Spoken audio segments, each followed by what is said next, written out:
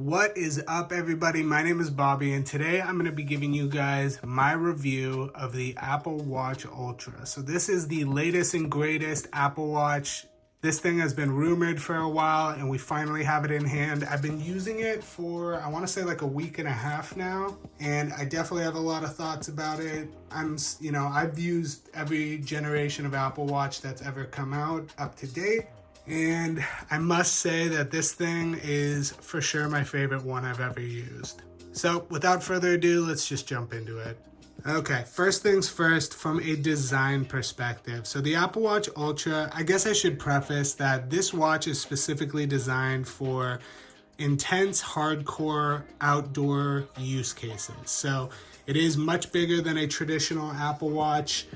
As you can see, this would be a stainless steel Series 7, and you can see it is a much bigger watch.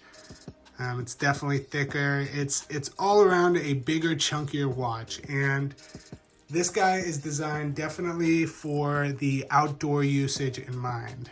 It is made of a titanium shell, and there's some new design features that I think are pretty noteworthy. I am not the targeted demographic for this particular watch, so my review is going to be more so from the perspective of, a more, active user of an Apple Watch than maybe just the everyday person, but definitely not a, ultra marathon runner, mountaineer, anything like that. So I guess this is more so from the perspective of an enthusiast, and do I think that, splurging the money for this particular watch is worth it? So design-wise, this guy has a completely titanium body, which honestly offsets a lot of the weight of having it be a much bigger watch. So honestly, on the wrist, it probably feels the same weight as the stainless steel Apple Watches of previous generations, maybe just a tiny bit heavier. It really isn't as heavy as you would expect. There also is a weird phenomenon too, where I don't know what it is or why this is the case, but something about where these actual spots are for putting in the Apple Watch band. I've noticed that bands that were a little bit tight on my old Apple Watch are actually a little bit better fitting on the Apple Watch Ultra. So I don't know if it's the flat back as opposed to, more domed back. I guess it's still domed. I don't really know what's making that the case, but this Apple Watch band, which was a size 5, was a little too tight for me on this watch, but it fits perfectly on this one. So for what that's worth, just thought I would mention it. Now on the watch itself, there's actually a new digital crown guard right here. So this piece of housing is meant to kind of protect the digital crown. I think it looks cool, but it has actually made it a little bit annoying to use this crown. So I've noticed that sometimes when I'm using it, I'm used to kind of the free roaming crown of previous generations that are super easy to turn. This one, you kind of have to make sure it's like right over the right spot, and then it'll go ahead and do that. So just thought I would mention that. Now, another thing to note is we actually have a brand new button on this side of the watch. So this guy right here is now an action button, which will let you program it to, one of a handful of different options. I personally have mine set up to be the flashlight. So when I click on it at night, it'll actually turn into a flashlight that is ridiculously bright for an Apple Watch. So it's not going to replace, a designated flashlight or even outside, but for walking around like a dark home, or if you need to get up to go get a drink of water in the middle of the night, this thing is super bright, and I found that that's the most useful function for me. The other one that's really popular is having it start a workout right away.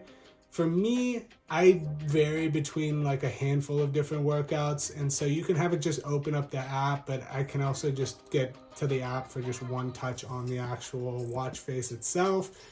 And I personally found that as far as layouts go, I like it as the flashlight, but you can program it to a number of different things.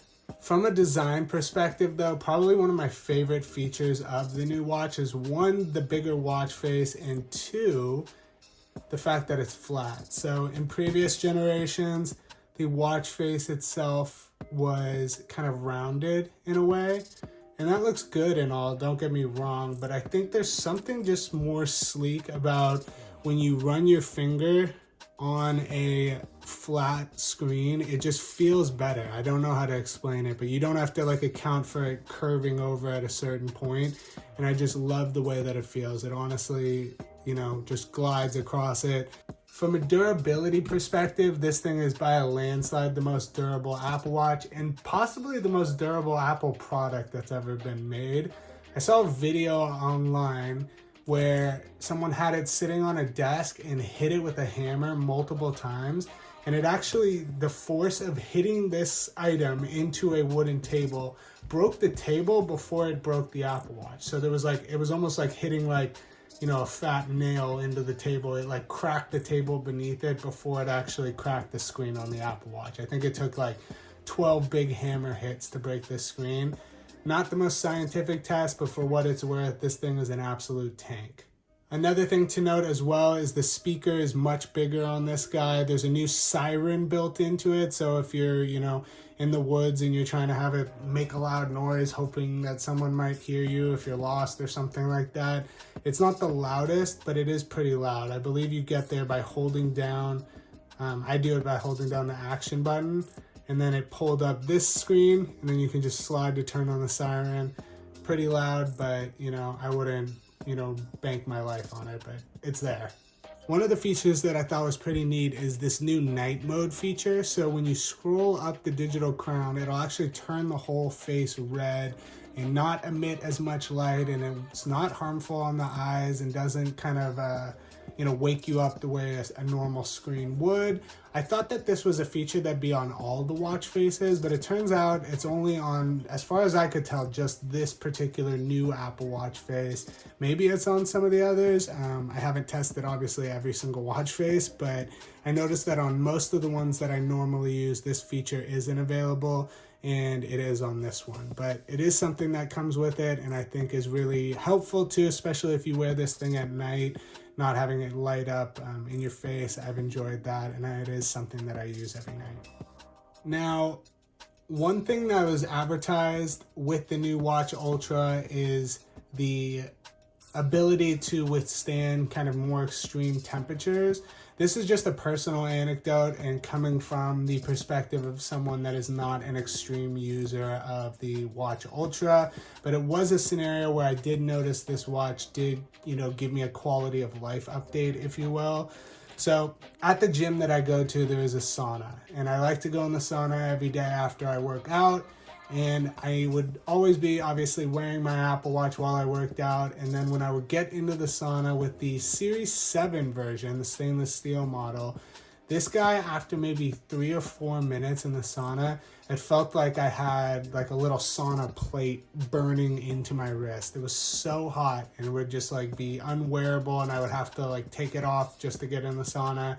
And I, you know, was not a fan of how hot it was. I've even noticed it get that hot when I would be like laying out in the sun or outside in the sun for too long. Maybe that's just something to do with, you know, stainless steel, but it is something that I noticed with this watch. When I got in the sauna with the Ultra, I would be in there, you know, like 10 times longer in the sauna and not even remotely notice the heat change in this. Like I could touch it, it wasn't hot at all. The titanium shell withstands that temperature. I think it's like 180 degrees, and doesn't change the way that it feels to the touch, and allowed me to wear it throughout that exposure without any problem. So, you know, not exactly the extreme mountaineering sub-zero temperature test that maybe you were hoping for, but at least from like an everyday person kind of thing. Most, you know, big gym chains have saunas, and if you use that, you won't have to take off your Watch Ultra when you're in the sauna, because it definitely won't get too hot to wear. Now, probably one of the biggest updates to the Watch Ultra that a regular person would see on a day-to-day basis is the increased battery life.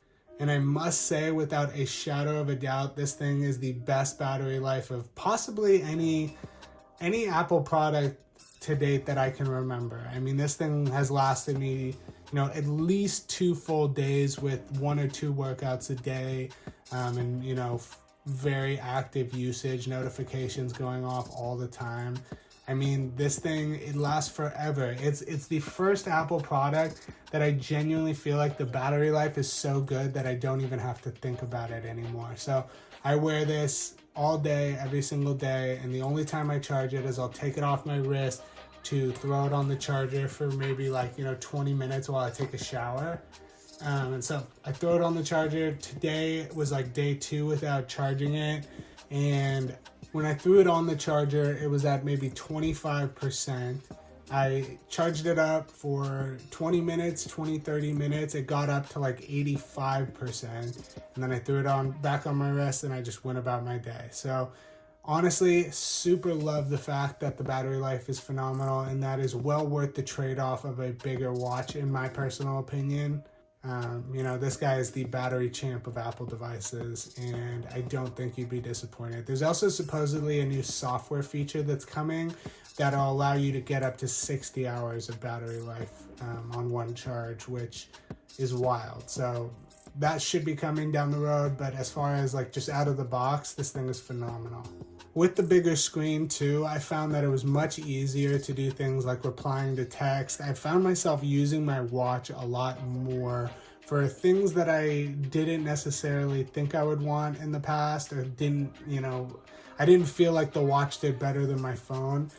The watch has honestly made a jump just with the bigger screen size to a point where I really do feel comfortable using it for kind of more everyday things instead of having to pull my phone out, and it's been really convenient. The UI totally takes advantage of it. Now when you customize like a watch face, if you're looking at the complications and you click on it, it'll actually show you, what the watch face looks like. There's just all of these kind of little nuanced things that I really like about it. It just looks great and it's really easy to use. Honestly, probably my only gripes with it, I would say, is I don't really like the color orange. So that alone, not my favorite, but it's new. I love everything else kind of outweighs that in my opinion. And then the only other thing is probably this crown guard. So I wish it was maybe, less exposed, but again, this is not meant for everyday people. To be honest, I would say this is definitely more geared towards rugged outdoor use. So in that sense, it makes sense. But overall, I love this thing. This is probably, I'm enjoying this more than I'm enjoying the new iPhone, to be honest. This thing is such a breath of fresh air and I think it's great. Is it worth the $800? That kind of depends on you. So for the everyday watch user, I definitely don't think it's worth the $800. You probably wouldn't get to take advantage of like 90% of the features that are advertised with it. Even me, there's lots of features on this thing that I've tried to force myself to use that I haven't gotten a lot of use in, like these waypoints, for example. You can have complications to where, like, say you parked your car somewhere, you can drop a waypoint. I've done it a couple times when I've gone places, and honestly, I just like forget about it, and I'm usually pretty good at remembering where I parked my car. It's just like there's some stuff that's going on with it that most everyday people won't use. Now, if you're a hiker and you're going through the mountains and you want to track your path, if you will, you can drop waypoints along the way, and then the watch will navigate you back. That's not me. For just like an everyday person, this thing, even for me, I think this thing is a little overkill. But the way that I justify it is last year I went with the stainless steel Apple Watch, which is almost as expensive as the Watch Ultra. And for the same price, technically, I mean, maybe like $50 apart, for almost the same price, I'm getting all these new features, super high quality, new design, everything that I kind of love about trying out a new Apple product. I'm getting all of that for, a little bit more. And, for me, I love it. I don't regret it one bit. If you are kind of like me and you're an enthusiast and you like this kind of thing a lot, I definitely think it's worth it. If you're an everyday person that, has gotten by fine with other watches and you only upgrade every couple years, I definitely don't think you need this. I think this is super overkill for most people. And I'm assuming maybe at some point, because of the success of like the flat screen and people really liking that design, I'm sure they'll probably shift towards that direction at some point. Overall, though, I'm a big fan. I highly recommend you check it out. If you're interested to see what all these watch bands look like on the Apple Watch, I've done a couple videos on that. I might be doing some more coverage of it. If you have any questions, leave a comment down below. But other than that, thank you guys for watching. I very much appreciate it. And until next time, peace.